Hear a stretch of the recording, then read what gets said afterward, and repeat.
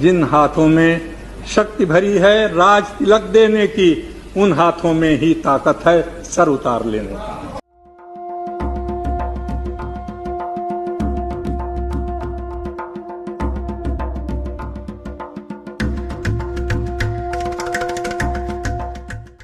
साल था 1990। अपनी कुर्सी को दूर जाता देख उस समय के प्रधानमंत्री बीपी सिंह लेके आते हैं मंडल कमीशन।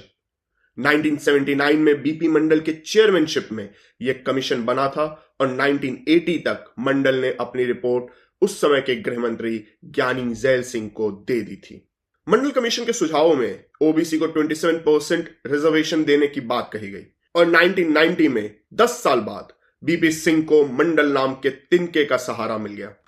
मगर पूरे देश में जनरल स्टूडेंट्स ने प्रोटेस्ट शुरू कर दिए। कारण साफ था, एससी एसटी के पास आरक्षण 22% था और अब 27% का और रिजर्वेशन जनरल स्टूडेंट पे 49.5% आरक्षण का बोझ सीधा आ गिरा। बीपी सिंह की सरकार ने प्रोटेस्ट रोकने के लिए हर एक कदम उठाया, मगर ये प्रोटेस्ट रुके नहीं और पूरे देश में फैल गए। और फिर दिन आया 19 सितंबर 1990 का। देशबंधु कॉलेज का एक स्टूडेंट अपने ऊपर पेट्रोल डालता है और एक चिंगारी से खुद को आग के हवाले कर देता है। मगर दुविधा की बात तो यह है कि उस समय की सरकार को इससे कोई फर्क नहीं पड़ा। यहां तक कि सुप्रीम कोर्ट ने भी Indira Sahni versus union of India के जजमेंट में 50% की रिजर्वेशन कैप लगा दी। गट टू 2018 लगातार एससी एसटी एक्ट के मिसयूज को होते हुए देख सुप्रीम कोर्ट ने साफ कर दिया कि किसी भी केस को रजिस्टर करने से पहले एक प्रिलिमिनरी इंक्वायरी होनी चाहिए और दूसरा, अगर केस नहीं बन रहा तो एंटिसिपेटरी बेल मिलनी चाहिए। हालांकि यहां भी सत्ता को अपनी कुर्सी नजर आई।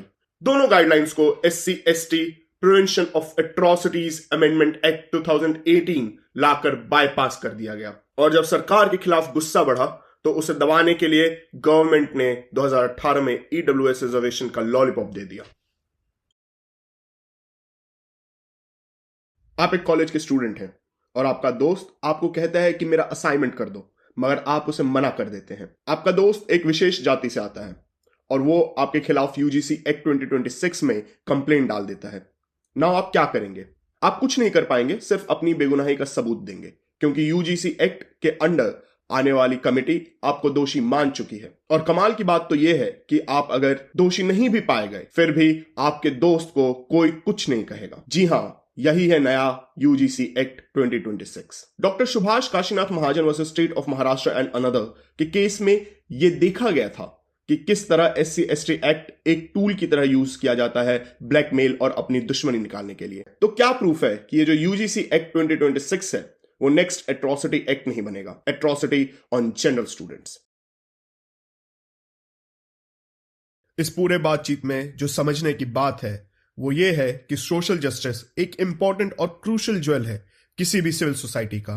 मगर जो यूजीसी एक्ट 2026 है वो खुद में ही एक डिवाइसिव और आर्बिट्ररी इन नेचर है।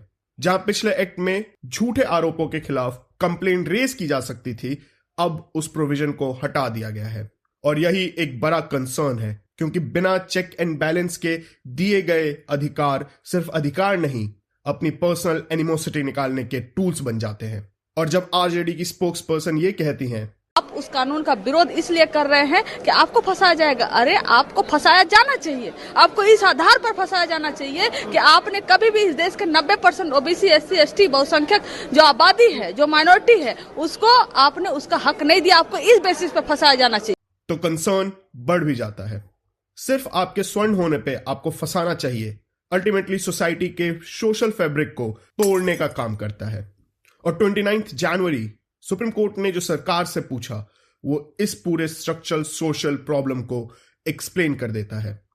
Whatever we have gained in terms of achieving a casteless society, are we now going backwards?